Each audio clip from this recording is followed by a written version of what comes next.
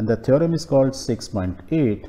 So in a right angle triangle, the square of hypotenuse is equal to the sum of square of the other two sides. That is Pythagoras theorem. So let's prove it. So we will prove it this way. We are given a triangle ABC, right angle at B. तो हमारा एक triangle है ABC जो कि 90 degree का है B angle पे. We need to prove कि AC square means hypotenuse का square is equal to sum of AB square plus BC square. So let's draw BD. एक लाइन B से स्टार्ट करो D तक जाए and which is perpendicular to AC. तो let's draw it. इसको देख के कुछ याद आ रहा है? Yes, एक चीज़ याद आ रही है.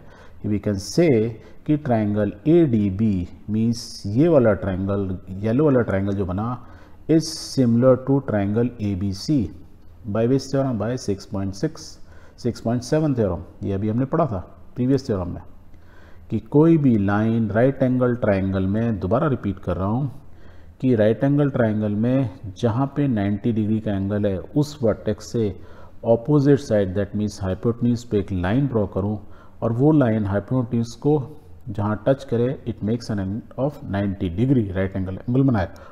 तो ये line BD right angle triangle को दो पार्ट में डिवाइड करती है, मीन्स दो ट्राइंगल बनाती है और दोनों ट्राइंगल एक दूसरे के सिमिलर होते हैं, प्लस जो बड़ा ट्राइंगल ABC उसके भी सिमिलर होते हैं.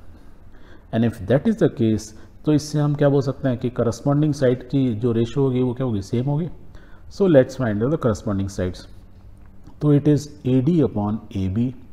AD मीन्स ये साइड किसकी? येलो वाले की. तो AD इसकी है 90 डिग्री छोटी साइड. तो ABC में छोटी साइड कौन आती है? AB. तो I can write AD upon AB is equal to, अब ये कौन सी साइड बची? AB. इसकी क्या है? हाइपोटेन्यूज छोटे वाले ट्राइंगल की. बड़े वाले की हाइपोटेन्यूज क्या है? AC. तो I can right AB upon AC. इससे देखो क्या मेरे को चीज मिल गई? AB का स्क्वायर इज इक्वल टू क्या होगा? इन दोनों का multiplication. So it can be written as AD into AC is equal to AB square. So I have one equation. Now same way में जो राइट हैंड साइड में white वाला triangle है वो भी बड़े वाले ट्राइंगल के सिमिलर है बाय थ्योरम 6.7 एंड इससे भी मैं रेशो निकाल सकता हूँ. तो I can find out CD upon BC. CD कौन सी है? ये साइड किसकी? वाइट ट्राइंगल की. अब ये देखो राइट एंगल ट्राइंगल एंड 90 में इसकी थोड़ी लंबी वाली साइड. तो बड़े वाले ट्राइंगल की लंबी वाली साइड कौन सी है? BC. तो I can write CD upon BC is equal to the other side. Other side क्या है? BC मीन्स दिस साइड, ये इसकी hypotenuse upon AC. I can write यहाँ पे देखो BC का स्क्वायर हो जाएगा इंटू दिस. तो I can write CD into AC is equal to BC square.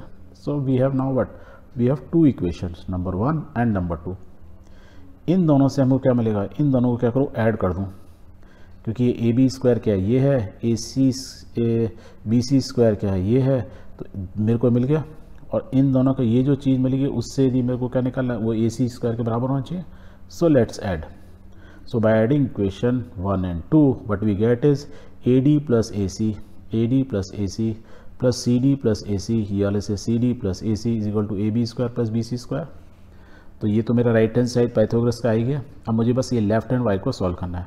अब यहाँ से देखो AC कॉमन है. डॉट मतलब क्या है? मल्टीप्लिकेशन. AC बाहर है तो बाहर निकाल लूँ तो इट बिकम AC. अंदर क्या आ जाएगा? AD plus CD. अब ये देखो AD क्या है? ये है. और CD क्या है? ये है. That means AD plus DC कितना हो गया? इज इक्वल टू AC लिख सकता हूँ. तो आई कैन राइट AC तो बाहर था ही, इसका सम आ गया AC is equal to this.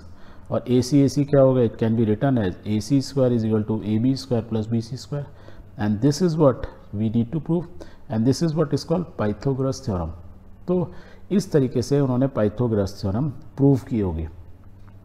Right हमको मालूम नहीं कैसे प्रूव की, बट वी नो उन्होंने ये रेशियो दी हुई थी जिसको पाइथागोरस थ्योरम बोला. तो आज आप सीख गए पाइथागोरस थ्योरम, इतने सालों से पढ़ रहे थे. So this is the way this theorem is proved.